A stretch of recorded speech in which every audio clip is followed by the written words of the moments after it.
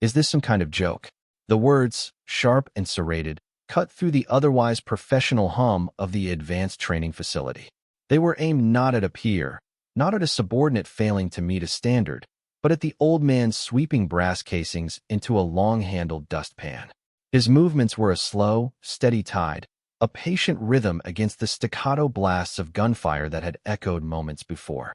Lieutenant Junior Grade Marcus Thorne stood with his hands on his hips, a perfect specimen of modern warfare. His uniform was crisp, the digital camouflage pattern still sharp from the quartermaster, and his muscles were coiled springs of power beneath the fabric. He was young, radiating the kind of incandescent arrogance that only comes from being the best and knowing it every single day. The old man, Elias, did not look up. His back was a gentle curve, a question mark formed from 80 years of gravity and labor. He wore faded gray overalls, the fabric softened by 1,000 washings, and his hair was a wisp of white cloud against a weathered, sun-spotted scalp. "Did you hear me, old man?"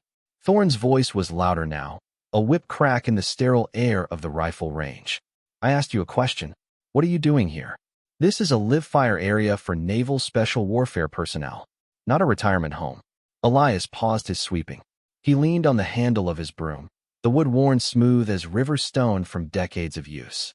He finally turned his head, and his eyes, pale blue and clouded with age, settled on the lieutenant. They were calm, deep wells that seemed to absorb the young man's fury without a ripple. "Just doing my job, son," Elias said. His voice was quiet, a dry rustle of leaves. "Someone has to clean up the brass." Thorne took a step closer, his boots grinding on the concrete floor. His team of SEALs, a half-dozen men just as young and formidable as he, watched from the firing line. They were silent, their expressions a mixture of curiosity and discomfort. They had been struggling all morning with the new XM7 rifle system, its advanced optics and variable ballistics proving a frustrating challenge even for them. Thorne's frustration had been simmering, a pot about to boil over. The old man was simply the closest, safest target. "Your job," Thorne scoffed, a cruel twist to his lips. "Your job is to be out of the way when operators are training. This is a secure facility. How did you even get this clearance, Grandpa? Did you wander in from the VFW down the road?" The lieutenant felt a surge of righteous indignation. He was a guardian of the new order, a master of technology and tactics that this relic couldn't possibly comprehend. This old janitor was an anachronism, a piece of dust in the gears of the finely tuned machine he commanded. His presence was an insult, a contamination of their sacred training ground. Elias offered no argument. He simply turned back to his task, the soft whisk of the broom against the concrete resuming its steady rhythm. It was this placid refusal to be intimidated, this quiet dignity, that infuriated Thorne more than any shouted retort could have. It was a rejection of his authority, a denial of his very presence. He strode forward and kicked the metal dustpan. It skittered across the floor, spilling the gleaming pile of spent casings with a clatter that echoed in the sudden silence. The other SEALs shifted uncomfortably. This was beyond the pale, even for the lieutenant's notoriously short temper. "I am speaking to you," Thorne bellowed, his face inches from the old man's.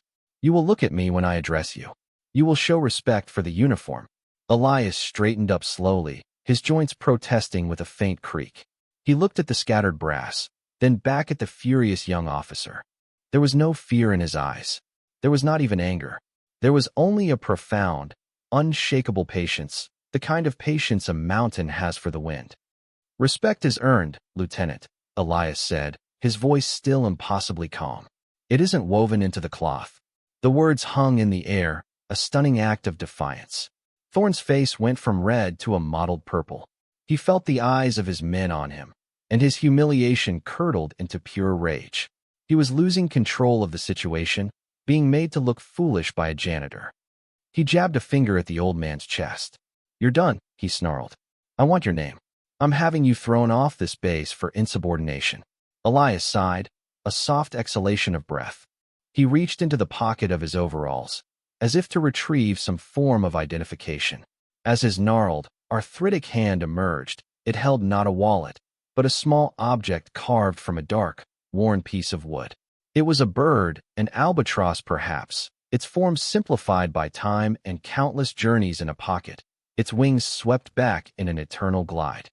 Thorn's eyes narrowed, his anger finding a new, tangible focus. "What is that?" he sneered, his voice dripping with contempt. "Your little good luck charm? A toy to keep the scary noises away?" Before Elias could answer, Thorn snatched the wooden bird from his palm. The younger man's grip was rough, his touch a violation. He held the small carving up between his thumb and forefinger, examining it as if it were a piece of filth. "Pathetic," Thorn spat. A grown man carrying a little wooden toy. The moment Thorn's skin touched the wood, something shifted in the old man's placid gaze. The world of the concrete rifle range seemed to recede, the sharp smell of cordite and cleaning solvent fading away. For a fleeting instant, the past rose up like a tidal wave, not as a memory, but as a living sensation. He was no longer 80, but 23. The air was not temperate and dry, but a razor of Arctic cold that burned his lungs with every breath. He was lying prone in the snow on a desolate, windswept ridge overlooking a Soviet naval base, the white camouflage of his ghillie suit making him one with the frozen landscape. He could feel the biting frost on his cheeks, the heavy, steady rhythm of his own heartbeat in his ears, a slow drum against the howling of the wind. Beside him lay Daniel, his spotter, his friend, a quiet boy from Ohio who loved birds more than people. Daniel had been the one to teach him how to carve, to pass the endless, static hours of the watch. "You see that one, Eli?" Daniel had whispered, his breath a plume of vapor, pointing to a speck in the gray sky. "That's a wandering albatross. They can fly for years without touching land. Imagine that, just living on the wind." Hours later, a sniper's worst nightmare had occurred. A stray patrol, off their designated route, had stumbled upon their hide. The firefight was brutal, sudden, and short. When the snow settled again, Elias was alone, the silence broken only by the wind and the memory of Daniel's final, choked gasp. He had stayed there for 2 more days, wounded and freezing, waiting for his target, a high-ranking general, to appear. And in those 2 days, he had finished the carving. He had taken a piece of a frozen branch from a stunted pine and, with a trembling hand and his K-bar knife, had carved the shape of an albatross. It was a promise, a memorial, a piece of his own soul, frozen in time. The world snapped back into focus. Lieutenant Thorn was still holding the bird, his face a mask of smug disdain. The rifle range, the young seals, the spilled brass, it all came rushing back. But the cold of that forgotten ridge remained, a ghost of ice clinging to Elias's heart. Across the range, standing near the control booth, Chief Petty Officer Miller watched the entire exchange. Miller was a man in his late 40s, his face a roadmap of deployments to places that didn't officially exist. He had seen 100 arrogant young officers like Thorn come and go, all sharp edges and loud pronouncements. But he had never seen anyone, officer or enlisted, treat one of the base's civilian staff with such open contempt. Something was wrong. It wasn't just the disrespect, it was the old man himself. Miller had seen Elias around the base for years, a quiet, unassuming presence. But there was a stillness to him, a core of solid granite beneath the frail exterior. Miller's finely honed intuition, the instinct that had kept him alive in more than a dozen firefights, was screaming at him. He saw Thorn snatch the wooden bird. He saw the flicker in the old man's eyes. It was time to act. Bypassing the chain of command was a cardinal sin, but Miller trusted his gut more than he trusted regulations. He slipped discreetly into the control booth, pulling out his personal cell phone. He didn't call the base security or Thorn's direct superior. He knew that would just get bogged down in politics and paperwork. He scrolled through his contacts to a number he had used only twice before in his 20-year career, a direct line to the aide of the commander of Naval Special Warfare Command himself. The aide, a crisp, efficient commander, answered on the second ring. "Commander Evans." "Commander, this is Chief Miller at the Coronado Range," he said, keeping his voice low. "Apologies for the direct contact, sir, but we have a situation here." There was a pause. "What kind of situation, Chief?" The aide's voice was laced with annoyance. "It's Lieutenant J.G. Thorn, sir. He's publicly berating and physically accosting a civilian custodian. He's completely lost his professional bearing." "A lieutenant and a janitor?" The commander's voice was now thick with disbelief and irritation. "Chief, are you seriously calling me about this? Handle it at your level." Miller's heart pounded. This was the critical moment. "Sir, I wouldn't have made this call if I didn't believe it was necessary." The custodian's name is Elias Thorne. He let the name hang in the air. He had only heard it once, in a hushed story told by a legendary Master Chief who was now long retired. A ghost story, a myth, but the name had stuck with him. On the other end of the line, there was a sudden, dead silence. The annoyance in the commander's voice evaporated, replaced by something that sounded like shock. "Say that name again, Chief." "Elias Thorne, sir," Miller repeated, his own voice steady. "He's an old man, maybe 80. Carries a little wooden bird." A muffled sound came through the phone, as if the commander had covered the mouthpiece. Miller could hear faint, urgent words in the background. Then the commander was back, his voice tight with an urgency that bordered on panic. "Chief, keep that situation exactly as it is. Do not let that lieutenant or the old man leave the range. The admiral is on his way. I repeat, Admiral Vance is en route." The line went dead. Miller stared at his phone, a cold dread mixing with a strange sense of vindication. Admiral Vance, the four-star admiral in charge of the entire command. For a janitor, his gut had not been wrong. Back on the range floor, Thorne had reached his breaking point. The old man's silence was a judgment, his calm a mirror reflecting Thorne's own ugly loss of control. He had to reassert his dominance. "That's it," Thorne said, his voice a low, dangerous growl.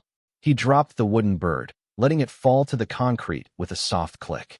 "Assaulting an officer, insubordination, trespassing. You're coming with me, old man.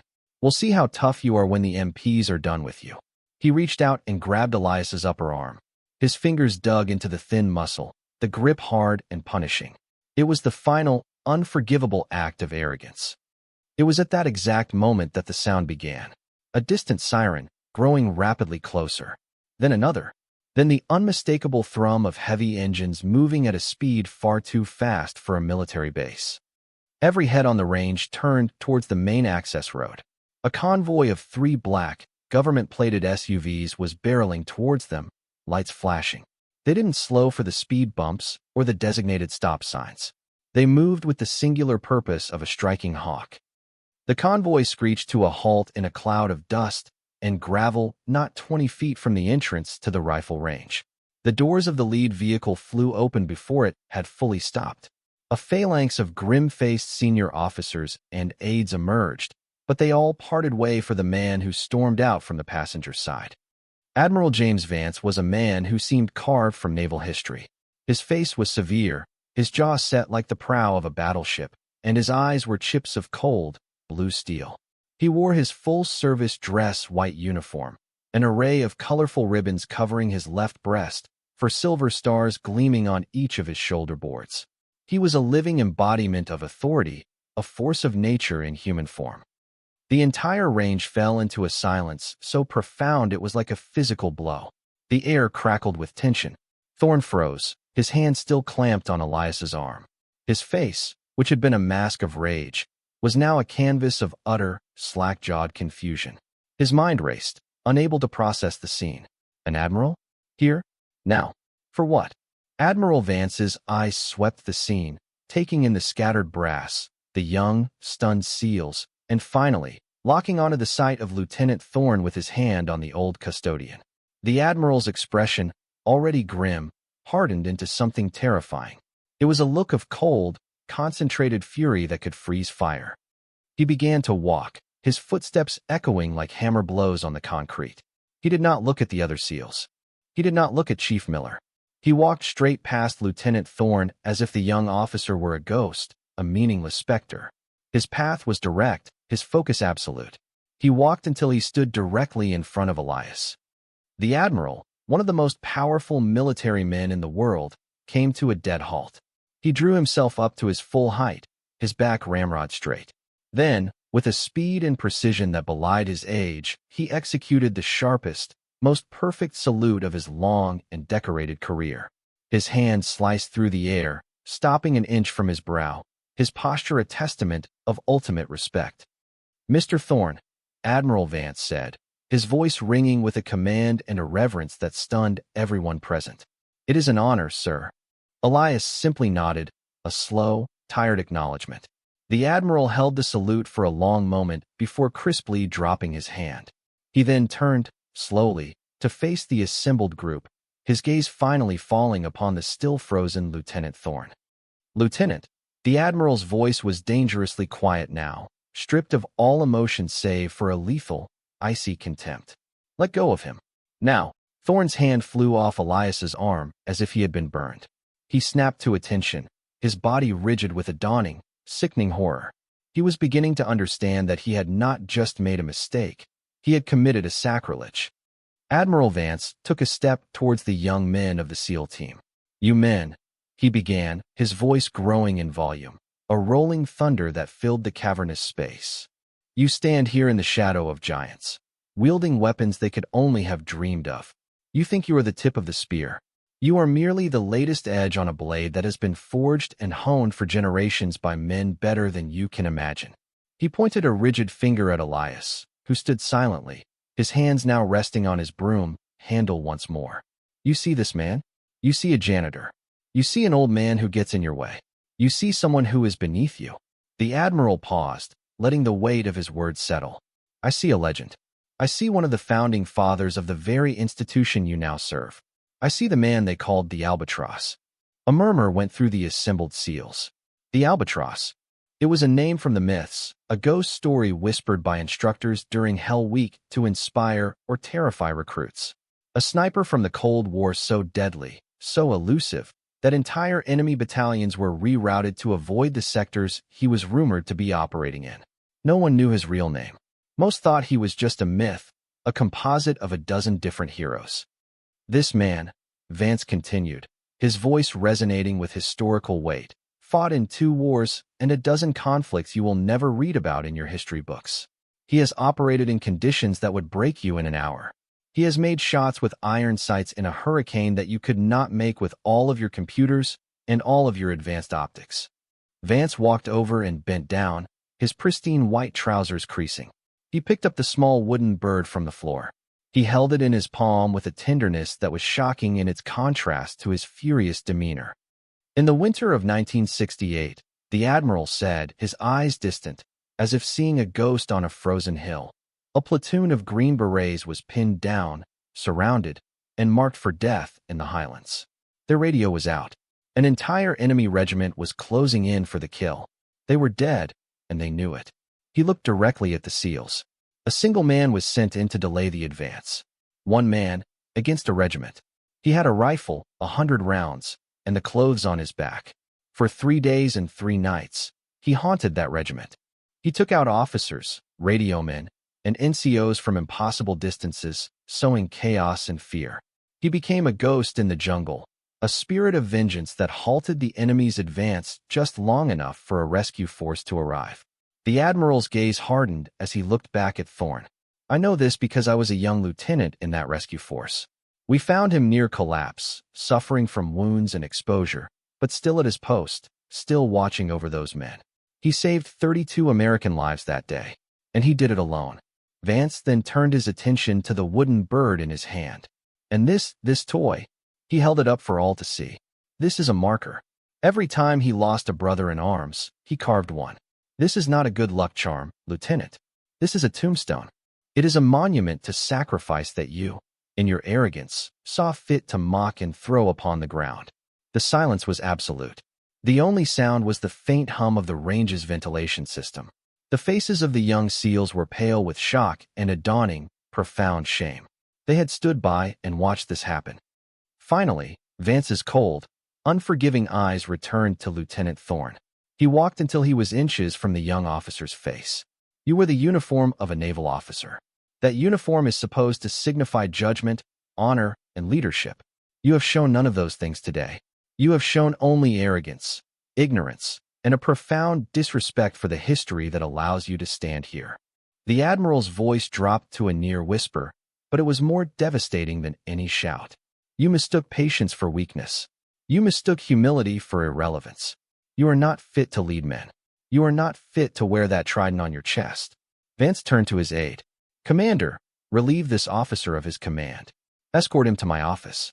He will await my decision regarding his future in the United States Navy." The aide nodded grimly. "Aye, Admiral." As the aide and a Master Chief stepped forward to escort the utterly broken Lieutenant Thorne away, a quiet voice cut through the tension. "Admiral," Elias said. Vance turned, his expression softening instantly as he looked at the old man. "Mr. Thorne." "He's young," Elias said simply, his gaze following the retreating figure of the lieutenant. "The young are often loud. It's how they learn the shape of the world." It was not an excuse. It was a statement of fact, a quiet plea for understanding, for a path that led to redemption instead of ruin. It was an act of grace so profound that it left the Admiral speechless for a moment. He simply nodded, a deep and abiding respect in his eyes. He understood. The lesson would be harsh, but it would be a lesson, not an execution. The story of that day on the rifle range became the stuff of legend at Coronado. New recruits were told the tale of the albatross and the lieutenant, a cautionary fable about the dangers of pride and the quiet, unassuming nature of true greatness. A new mandatory block of instruction was added to the officer training curriculum, focusing on the history of the service and the importance of humility. Unofficially, everyone called it the Thorne Protocol. Lieutenant Marcus Thorne was not discharged.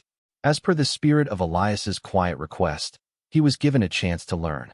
He was stripped of his command and his trident and reassigned to a remote supply depot in Adak, Alaska. For 2 years, he counted crates and managed inventory in the cold, gray twilight of the Aleutian Islands, a world away from the glory he had craved. He was given time to think, to reflect, to let the weight of his shame chip away the arrogance and reveal the man underneath. Months after the incident, Elias was sitting in a small, quiet diner a few miles off base. It was his daily ritual, a cup of black coffee and the morning paper before his shift started. The bell over the door jingled, and a young man in civilian clothes walked in. He was leaner than before, the cocky swagger gone, replaced by a quiet watchfulness. His eyes, once burning with arrogance, were now calm and clear. It was Marcus Thorne. He was on leave, passing through on his way to a new assignment. He saw Elias sitting in the booth and paused. For a long moment, he simply stood there, a silent battle playing out on his face. Then, he walked to the counter, ordered a coffee to go, and paid for it. He walked over to Elias's booth. The old man looked up from his paper, his pale blue eyes showing no surprise, no animosity, just a quiet curiosity. Thorne didn't say much. He didn't offer a long, rambling apology. He knew that words were insufficient. Instead, he simply placed the fresh, hot cup of coffee on the table next to Elias's half-empty one. "Sir," he said, his voice quiet and steady, "I just wanted to say thank you." He then nodded once, a gesture of profound and hard-won respect, turned, and walked out of the diner. Elias watched him go. He looked at the new cup of coffee, the steam rising from it in a gentle plume. He picked it up, the warmth seeping into his old hands, and took a slow, deliberate sip. The lesson had been learned. The circle was complete, and the quiet work of cleaning up the brass, of maintaining the foundation upon which heroes were built, could continue.